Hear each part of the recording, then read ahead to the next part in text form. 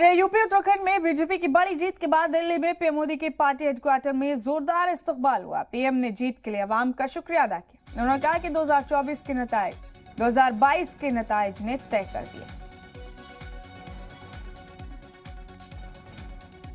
UP और उत्तराखंड में जबरदस्त जीत के बाद पीएम मोदी का दिल्ली के बीजेपी दफ्तर में शानदार इस्तकबाल किया गया। इस मौके पर पीएम ने खिताब किया और शुक्रिया अदा किया अवाम का।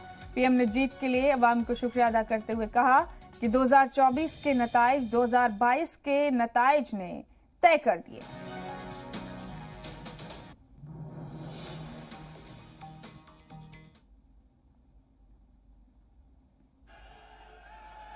यूपी के लोगों के प्यार और आशीर्वाद ने मुझे भी यूपी वाला बना दिया।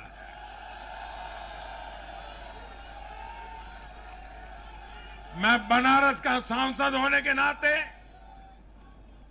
मेरे अनुभव से कह सकता हूं, यूपी के लोग ये बात समझ चुके हैं कि जाति को बदनाम करने वालों से, संप्रदाय को बदनाम करने वालों से अब दूर रहना है और राज्य के विकास को ही सर्वोच्च प्राथमिकता देनी है।